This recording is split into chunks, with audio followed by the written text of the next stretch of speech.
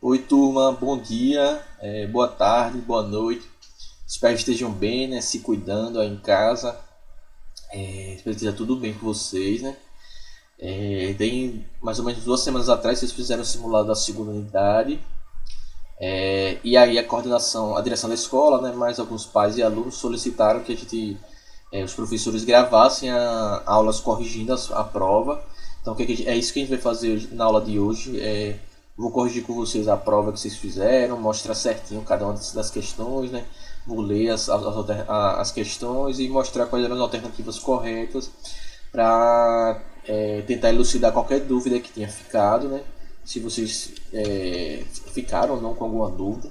Se vocês permanecerem com dúvidas mesmo depois de ver o vídeo com a correção da prova, aí vocês podem entrar em contato comigo, certo? Vocês podem entrar em contato pelo e-mail da plataforma. Quando vocês entram lá na plataforma para assistir as aulas, vocês veem que tem um e-mailzinho. Vocês podem mandar um e-mail dizendo que tem uma dúvida, coloca o assunto, ciência, sétimo ano. E aí vocês colocam aí a Luciano, né, a direção da escola encaminha esse e-mail para mim. Ou vocês podem entrar em contato comigo diretamente. Lembre que ao final de todo o vídeo eu sempre deixo o meu e-mail e meu Instagram no final do vídeo, né, que são formas com que vocês podem entrar em contato comigo também. Então vocês podem entrar em contato comigo ou pelo e-mail da plataforma, ou vocês podem entrar em contato comigo pelo e-mail da escola, pelo e-mail funcional da escola também, né? Qualquer um dos casos, né? Pelo Instagram, eu boto Instagram porque às vezes é mais fácil. Pode ter Instagram, né? Vocês, ou o pai de vocês pode ter Instagram. É só mandar mensagem, não precisa seguir nada não, gente. Vocês mandam a mensagem, eu vejo lá a solicitação e respondo, certo? Não tem bronca não, não precisa seguir nada do tipo. É só uma forma que vocês podem entrar em contato comigo de forma mais direta, né?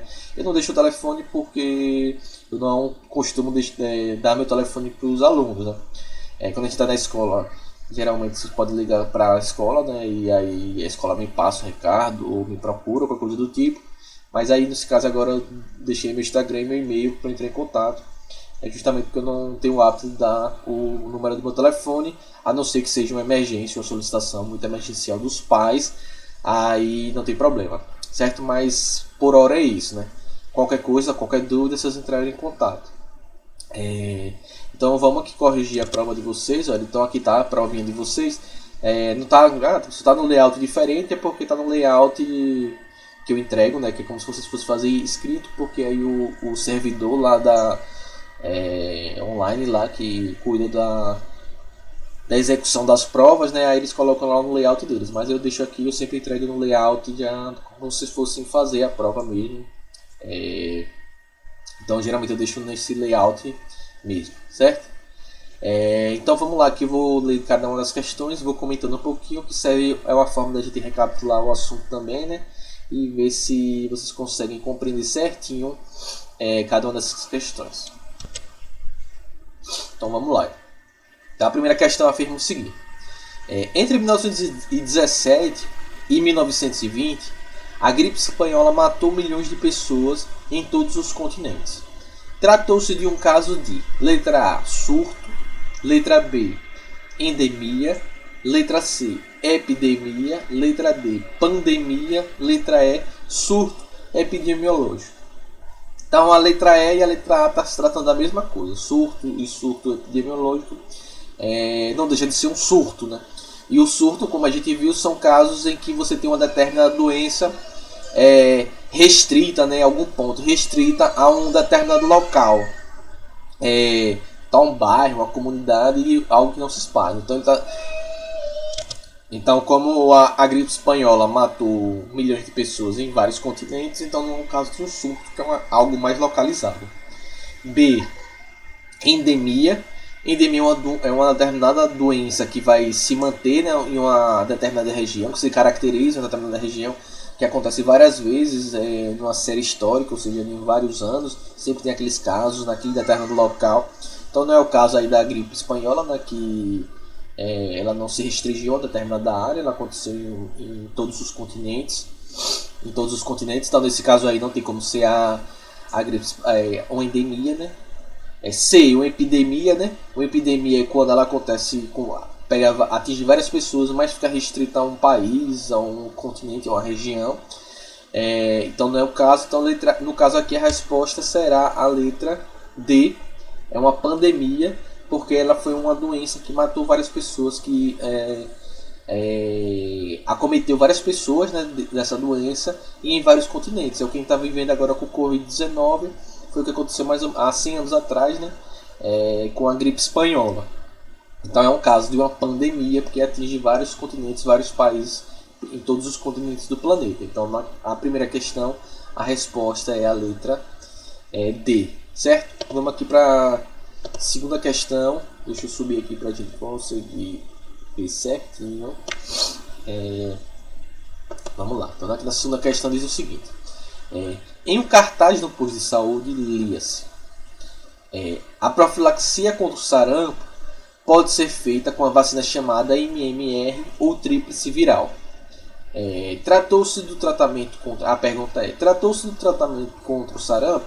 A palavra profilaxia, como a gente aprendeu lá nos termos que são utilizados os conceitos de saúde, na profilaxia são medidas que é para prevenir a doença, né? E não para tratar. Então, se ele está falando de profilaxia, ele está se referindo a medidas de prevenção, como é o caso da vacinação. Então ele perguntou se tratou-se do tratamento contra o sarampo, ou seja, o processo da vacina MMR ou a tríplice viral, ela tratou, é um caso de tratamento. Então a letra A afirma que sim, profilaxia refere-se a medidas de tratamento de doenças, no caso do sarampo, a vacinação.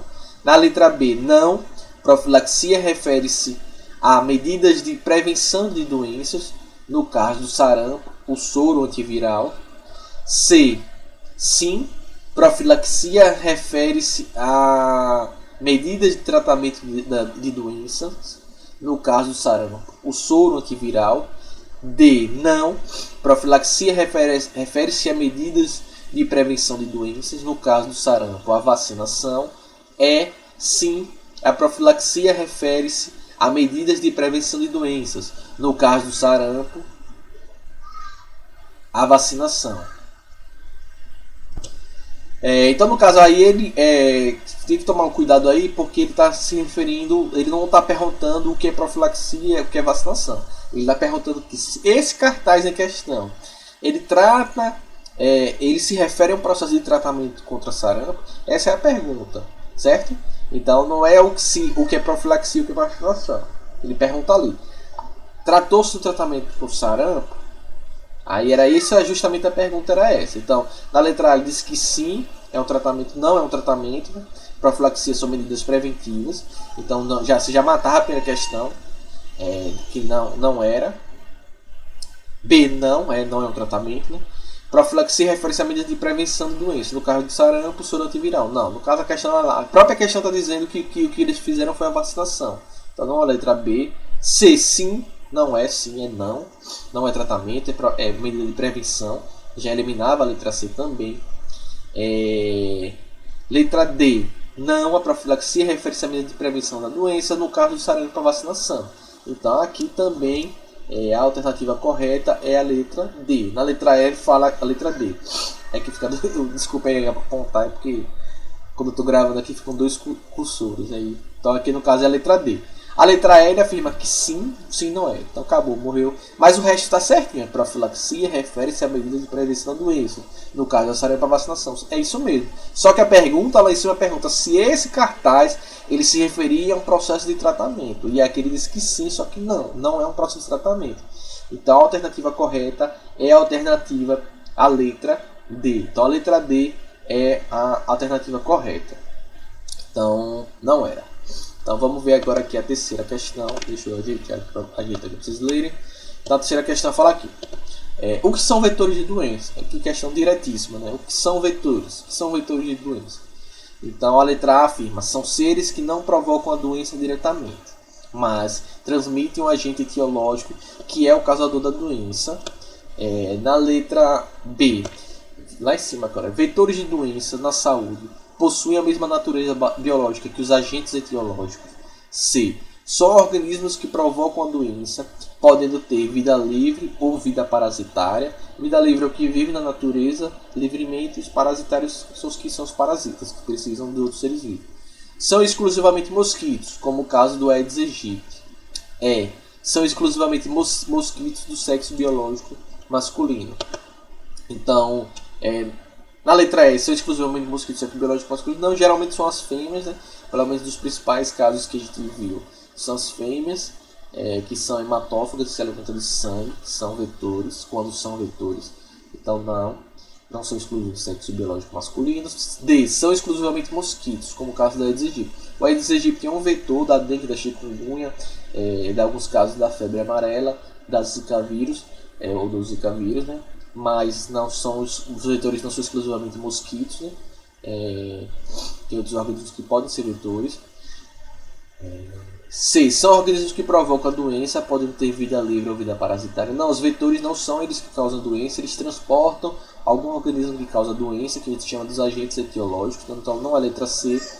B, vetores de doenças na saúde possuem a mesma natureza biológica que os agentes etiológicos. Não, os agentes etiológicos são aqueles que sim são responsáveis por manifestar uma determinada doença no indivíduo. Não é a mesma coisa que os vetores. Então, nesse caso aqui, a alternativa correta é a letra A. São seres que provocam a doença, seres que não provocam a doença diretamente, mas transmitem um agente etiológico, causador da doença. Então, esse sim que é o causador da doença, é o agente etiológico. Então, a terceira questão, a alternativa correta é a letra A. Está aí, né, certinho o conceito de agente etiológico. Vamos aqui agora para a quarta questão.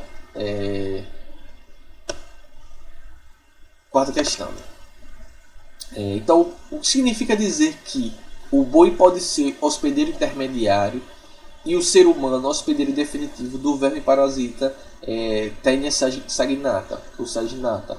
Nesse caso aí, ele não está querendo saber nada do ciclo de vida da Taenia, certo? Ele quer saber, na verdade, ele só está dando um exemplo, mas ele quer saber, a questão queria saber o conceito de hospedeiro intermediário e o conceito de hospedeiro definitivo. É isso que é a questão, não era saber o ciclo de vida desse parasita, certo? Era só o conceito mesmo de hospedeiro definitivo e hospedeiro intermediário. Então a letra A afirma que o boi é o vetor desse verme parasita o vetor desse verme parasita infectando o ser humano, o hospedeiro definitivo. B, o boi abriga o verme parasita em sua fase larval ou assexuada e o ser humano abriga o parasita em sua fase de maturidade ou sexuada. Né? C, é uma terminologia apenas para diferenciar o boi do ser humano, sem qualquer relação com o verme parasita. D, o ser humano é sempre o hospedeiro definitivo de todo o verme parasita que existe. Desta forma, o boi ou qualquer outro organismo sempre será um hospedeiro intermediário. Letra E, todas as alternativas estão corretas. Então, o boi é o vetor. Na letra A afirma que o boi é o vetor. Já morreu a questão aí. O boi não é o vetor. Então já está errado aí. A letra B, o boi abriga o verme parasita em sua forma larval, assexuada, hospedeiro intermediário, correto. E o ser humano abriga o parasita em sua fase de maturidade ou sexuada, hospedeiro definitivo, correto. Então a questão 4, a resposta correta aí é a letra B. Vamos ver as outras aqui, só para conferir. C, é uma terminologia apenas para diferenciar o boi do ser humano, sem qualquer relação com o verme parasita. Não, tem nada a ver aí com isso. Então tá errado. Na letra D, o ser humano é sempre o hospedeiro definitivo de todo parasita que existe. Não, senhor, é equivocadíssimo. Então ele afirma, dessa forma o boi ou qualquer outro organismo sempre será um hospedeiro intermediário. Também está erradíssimo. Existem parasitas que infectam animais, né, como outros animais, como gato, cachorro, outros animais selvagens também. Então não tem nada a ver que o ser humano é sempre o hospedeiro definitivo. Não é. Então não é obrigatório e todo ser vivo também não é. Então nesse caso aí a alternativa correta é a letra B, essa aí está errada. E a E obviamente não, que a gente tem uma certa já. Então vamos lá aqui agora ver a quinta questão. A quinta questão afirma o seguinte aqui. As micoses são doenças que atingem a pele do ser humano. Elas são causadas por A, vírus, B, bactérias, C, fungos, D, vermes parasitas, E, protozoários.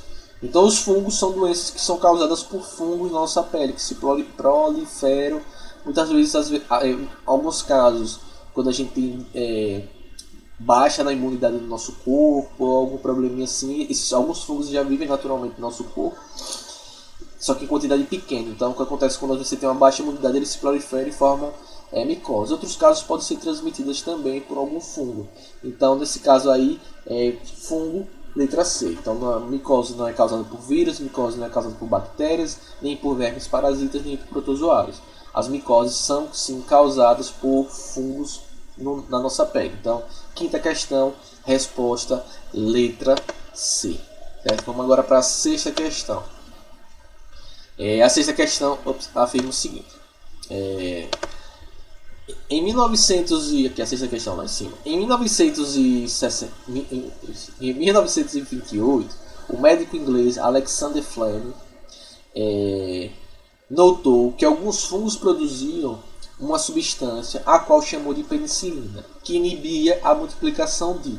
Então, o que ele quer saber o quê? Vocês precisam saber que substância era que os fungos produziam.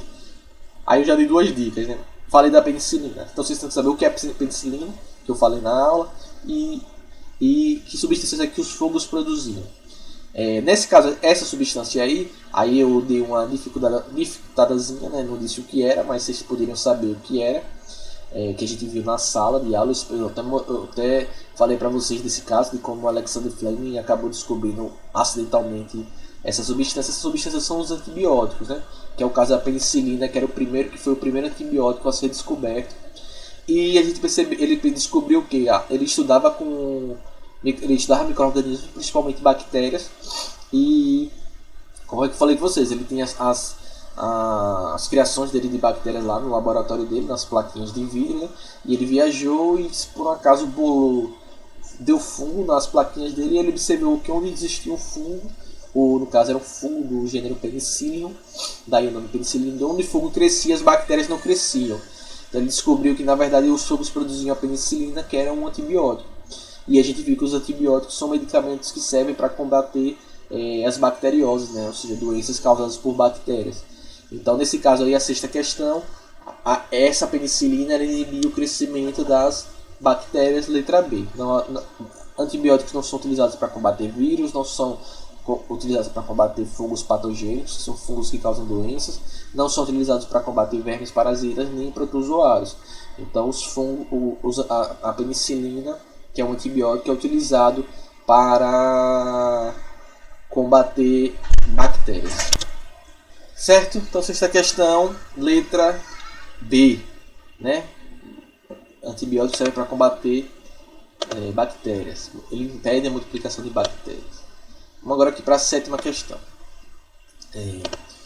Os protozoários são organismos unicelulares de estrutura mais complexa que as bactérias, né? Eles são eucariontes, né? Eles têm um núcleo, ele tem organelas, várias organelas que as bactérias não têm.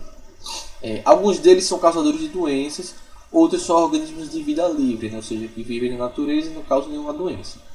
São comumente classificados de acordo com... Então, ele quer saber qual é o critério utilizado para classificar os protozoários, né? Então, a letra A afirma número de células, B, formato da célula, C, modo de vida, parasitas ou de vida livre, D, presença ou ausência de núcleo, E, forma de locomoção. Então, o número de células não é o critério, porque todos eles são unicelulares, só tem uma célula. Até a alternativa fala isso, ou a afirmação aí da sétima questão. Então, não é. Formato da célula, não. Formato da célula é utilizado para classificar as bactérias. C, modo de vida, parasitas ou vida livre, não é esse critério. A gente pode separar eles, mas não é o critério utilizado para classificar eles. D, presença ou ausência de núcleo, também não é. Todos eles têm núcleo. Então, por isso que eles têm essa estrutura mais complexa aqui das bactérias. É a forma de locomoção. Então, a alternativa correta aqui é a letra E. A forma como eles se locomovem é a maneira como a gente classifica os protozoários, né?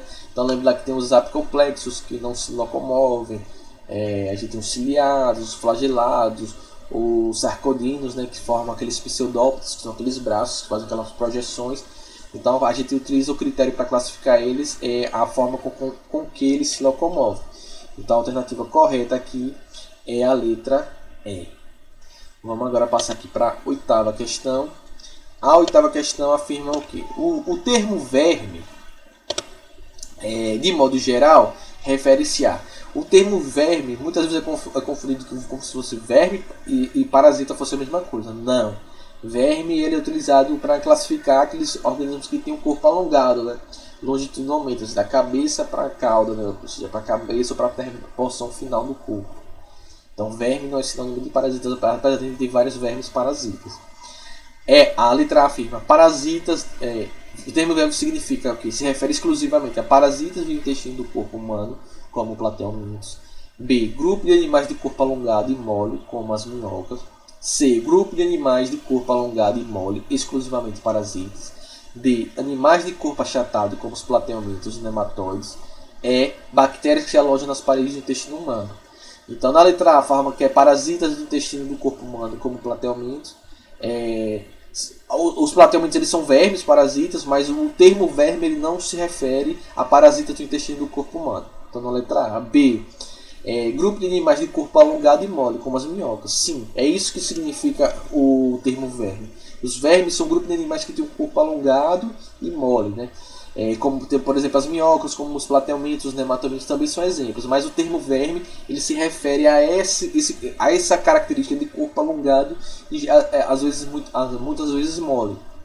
Então, na letra C, grupo de animais do corpo alongado e mole, exclusivamente parasitas, não. As minhocas não são vermes e não são parasitas, né? Existem outros casos de vermes que também não são parasitas, né? Como